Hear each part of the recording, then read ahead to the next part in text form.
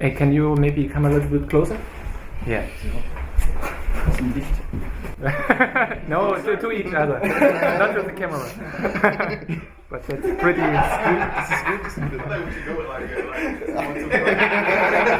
Let's do it.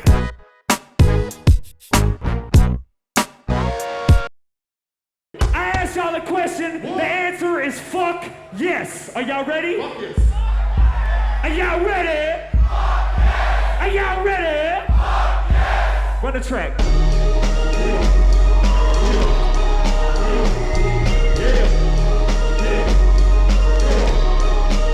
Now remember, the answer is fuck yes. When I ask you, y'all with us? Are y'all with us? Is the South in the house tonight?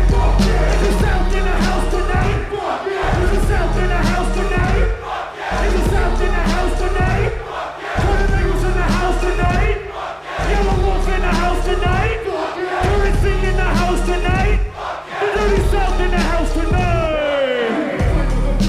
Trap this crew there. Do you feel fair? Hey yo, we on rap. Go back. See, they be never. But you can't come back. Call it El Natural. Sound of soul. You ain't seen these dogs or how fast they flow. These boys ain't the ones that know. On the low. Skip a Colorado with enough lines to draw all the clothes that you own.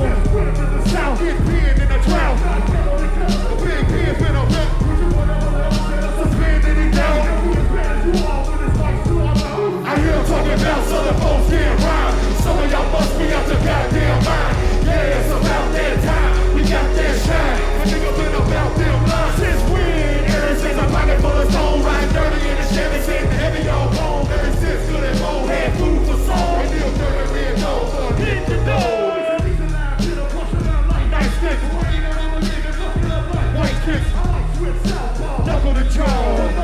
Rap, I spit it, I'm spitting it all. I spit the gems that deserve to put around your head. Say that the payback on your nose is dead. Payback black, is that all you get? You struggle to juggle talent with a hell of a sales pitch. Standing on southern doors to help the America get rich. You ain't gotta struggle with a shovel to dig this. Cold is no rubber out the albums in the winter. Ain't no hot dogs. So here dinner comes. Most them jail toes, the underground railroad. Niggas fresh out of jail clothes, spin like hell's clothes. These words ain't slurred. Baby, how you listen blurred? You ain't feeling sick and third motherfucker. It's a girl. Here talking about southern folks can't rhyme. Some of y'all must be out your goddamn mind. Yeah, it's about that time. We got that shine. The niggas been about them since when? Ever since a pocket full of stones, riding dirty in the Chevy, sitting heavy on. Ever since good and old head. And them dirty red dogs done hit the door since when? Since when?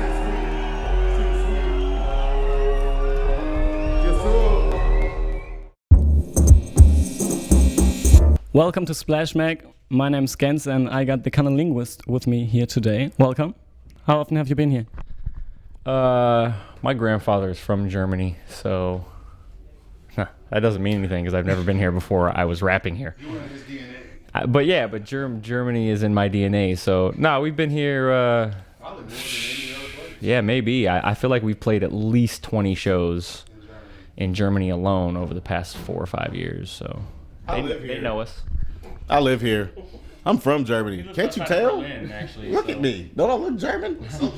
I'm so German. German right now. But actually, you're from Kentucky. Yeah. Kentucky, Germany. We are. Kentucky, Germany. Yeah. I guess the average German CunninLynguists fan doesn't really know anything about Kentucky. So why don't you tell us something? It's the most beautifulest, dirtiest, grimiest, southernest, nicest place to live that you'd ever want to go. People, people are friendly, real friendly. They look you in the eye when you talk to them. You can start a conversation with a total stranger. They make a lot of tobacco, a lot of bourbon, smoke a lot of weed. What about a rap scene? Do you got something like that in Kentucky? Yeah. You're looking at it. Nah, we definitely have a rap scene. I mean, Nappy Roots, I'm sure, y'all have heard of Nappy Roots come from there. But there's a whole lot of talent in Kentucky. You know, a lot of people are starting to kind of give up. You know, it's sad but true. But there's a whole lot of dope talent in Kentucky. I mean, we're blessed to be able to go around and represent on behalf of that talent. You know, but yeah, come there and check us out. Speaking of talent, anyone at this festival you want to see on stage? Yellow Wolf, Currency, Public Enemy, Spank Rock. You know, besides that, we're kind of like learning people. It's a whole lot of people we don't really really know who they are. We won't be here for the whole weekend, so I mean, even if I wanted to check out, you know, Onyx or, you know, see our buddy Slug or, you know, check out Lupe Fiasco, like we really can't because we're not going to be here. We got to leave tonight, literally tonight, because we play open air Frauenfeld in Switzerland tomorrow. So we got to dip. So yeah, so you know, we'll definitely check out everybody who's playing around us tonight. But we're not gonna. By the time Diplo hits stage, we're gonna be gone. So that's the life of a rapper. So it is what it is. All right. Your most recent album is, I'd say, pretty melancholic. How do you deliver that on stage? How do you do that with much energy on stage? We increased the BPM by 30%. Every slow song, we just double it. Double it. And whatever we rap on the album, we yell it.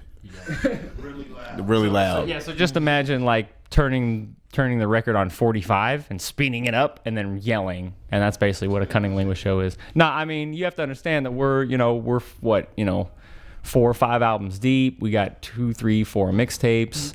I mean, we have enough energetic stuff to make a show.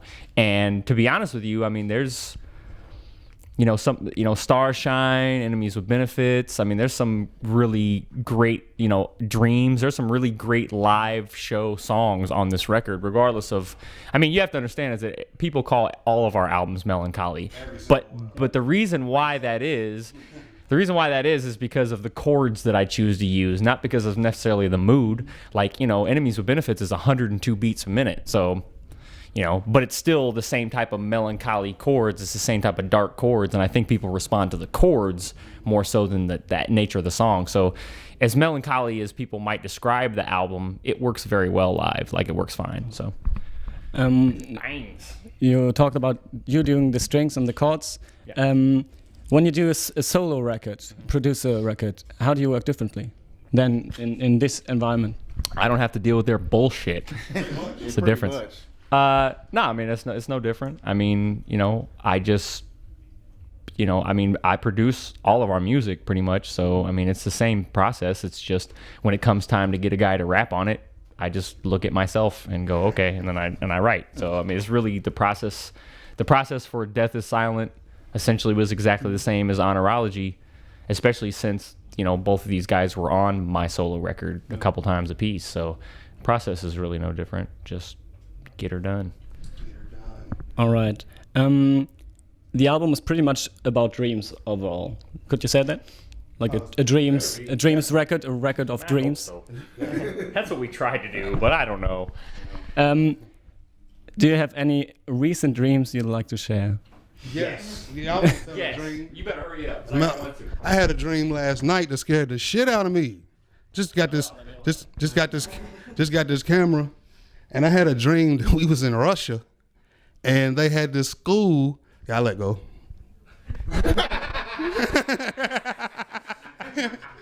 And we was in Russia, and they had this school for like really problem black children that was just crazy. But they was all American and in Russia. So I'm in a hallway, right? And we're in the school. I think we're there to perform or do a presentation or something. And I set my bag down to my left, turn this way, turn back, and somebody had took my camera. So for the next 48 hours, we're running all over Russia, chasing these crazy ass black kids, trying to get my camera. And they keep on coming up, admitting that they stole my camera, but giving us a different camera. Like they took a Nikon D7000, but they're giving us back a point and shoot. He was bothered. He's bothered. What do you think? And I'd also like to add that your dream is racist. So black people steal shit. Stole my motherfucking camera, nigga, and then made me go all over Russia, and they was giving us back point and shoot cameras and shit and saying this was your camera. I'm like, no, it ain't. And to clarify, black people steal, white people embezzle. It's a difference. It's a lot of different amount of money, actually. So, But you did get over it eventually. When I woke up and realized that my camera was beside my bed, yeah. But in the dream, I was disturbed. he's really hurt by his dream. And look, he's got sweat beating up, like he's thinking about it now. Like, my camera. Anyway, I'm not gonna tell my story because he took too much time. You want to tell your story about your dream? Nah, you good? Your dream is funny, so you should tell that. All right, so in a nutshell, I had a dream about a week and a half ago. I was sick as fuck, and I was in a hotel room in Sweden, and so I was having a sick dream. I don't know if you know what I'm talking about, but like when you're sick, you got a fever, and you have like really ill dreams. And I had a dream that I was at Natty's house, sitting on his bed with his wife, and he was in the room, and we were talking. And Natty had come up on like a bunch of antique items from his wife's like great grandfather. And now understand that his wife has Indian lineage, like she's black and Indian and whatever. So like for real from India, Indian, you know what I'm saying? Like, and so apparently her great grandfather in my dream was like into black magic, and he was an inventor. So they had all this antique shit that you didn't know what it did, like laying around their house. And so in his room was this, basically it was about this tall, and it was a wooden box with like these metal parts inside of it. And I was like, you know, Natty, that don't look safe. You got kids, you should probably get rid of that, whatever. And he's like, yeah, I'm gonna get rid of it, whatever, we're just gonna try to sell it. And Natty walks out of the room into the bathroom, and now understand I'm still sitting on the bed with his wife, and we're talking. And all of a sudden, as soon as he gets out of the room, this box starts whirring and making noise, and like and it starts shooting out like these little teeth things with like attached to like chains to try to like I don't know, just grab me or something and pull me forward. And basically what this machine was in my dream was like this black magic anti-cheating device that you would leave in your house with your wife. And if any man came over, it would attack him and then hold him until you got home. And apparently this device, this black magic device, mistook his wife for like some princess, some Indian princess. And that shit tried to attack me. And so me and that, just off the fact that he walked out of the room. And dude, you don't understand how motherfucking scary that dream was. I woke up sweating. I was like breathing real heavy. I was like, I gotta call Natty. Like, I had for teeth wounds and teeth wounds. I was like, oh my God. That shit was the scariest dream I've ever probably had, ever. And that shit was terrible. I peed a little. I didn't pee. All right, let's talk some more about music before this all ends. You got Big Crit on your record. Big Crit. Yeah, and he's how did that come to be? Magic. Same black magic as my dream. Yeah. I'll tell you exactly what happened. Tunji, we have a homeboy named Tunji who's on the song Dreams. We've known him for 8 years. And basically, he knows everybody in the industry, essentially. He works at Interscope Records in L.A., and him and his boy have been doing some work with Crit, and we hadn't really had a chance to meet Crit, and so he just connected us or whatever, and we started talking to Crit, and basically, you know, one day, Deacon and... Add to the fact that through all of this, we find out the Crit lives 5 minutes from me and O in Atlanta. Yeah, for me. Literally. So we literally, he was like, oh, I live right around the corner. So we just met up at the studio, and he just came through, and we came through, and we just, you know, went over the song and did the damn thing. So, any other upcoming artists you'd like to have a feature with? No, we're not working with anybody anymore. No, we're done working with people. Actually, who would you like to work with? Not if there is, but who would you? Sade, but it doesn't have to be music. We can just hang out and. I can feed her grapes. Feed Sade grapes. I am gonna do a song with Little Dragon before I fucking die. That's gonna happen. We're gonna make that happen. They keep giving us the Heisman, but I swear to God, dude, I'm gonna do a song with those people, and I don't care what it takes. So Little Dragon, that's my answer. Great. So what's the next thing after Honorology? Retirement. Yeah, we're done. Actually, we're done now. We're not going to perform tonight. Thanks, Splash, for having us. We're out. I don't know. A whole lot of this. Yeah, a whole lot of partying bullshit. I I don't know, man. I mean, we have to come back. We're going to do, you know, we got a couple more festivals. We're going to come back and do Scandinavian tour, you know, hit up Finland, Sweden, etc. What we didn't do on the last European tour. I don't know. I mean, we got to finish his solo record. That's probably first priority. I got to finish Chico and the Man with Tone Deaf. And as far as like a new CunninLynguists record, that might be a little while before we get popping on that. So On the real, we just came off of like 2 years of a whole lot of music, and we're about to wrap up 2 more projects that were started during the past 2 years. So we just need to, kick back and play some, 2K11 football, basketball, and shit. And just take a break for a few months, and then we're gonna go back hard. So Great. Thanks for your time.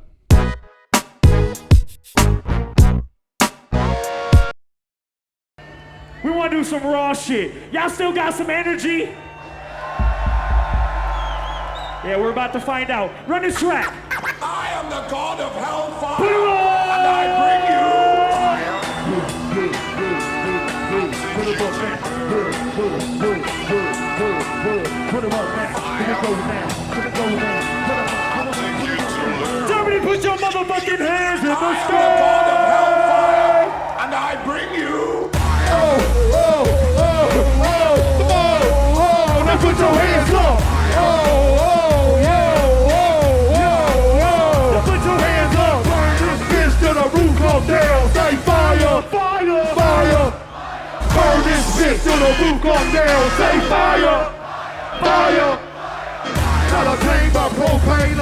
Not a thing gonna contain these flames. They burn how you yell fire. Not on the roof, it's in the roof. There's rest from the face of the youth. Who's on roof of on fire. Closing your nose. Closing his nose. Closing his nose. They got a bounce. Smoke that's fire. Smoke that's fire. See them flames. Between them things. Scorch upon contact. Here we go. Burn this bitch till the roof come down. Say fire. Fire. Burn this bitch till the roof come down. Say fire. Fire. Burn this bitch till the roof come down. Say fire. Fire. Burn this bitch till the roof come down. Say fire. Fire. They'll add onto the down. Big polar bears help bring onto the sound. Spit fire like lit cigarettes and dry leaves. Dry leaves but die whenever your eyes see fire. It burns like a wound with a pool of liquor running through it like a boy river. Imagine hell like it's a motion picture. Hopefully folks roasting like it's a dope or trigger. Try lifting with fire. Like water in mid-strength. Forget brain with enemies challenging this game. Fire. Murder, death, kill in the real. You've heard the best. Don't sit still. Let you feel this fire. Folks get killed off the field. It's the field. Ill will liquefy. Deal with fire. Do they get secured up a roof? It'll enter your zone. You can't control the living zone. We gon' burn this bitch till the roof come down. Say fire. Fire. Fire. Fire. Burn this bitch till the roof come down. Say fire. Fire. Fire. Fire. Fire. Fire. Fire. Fire.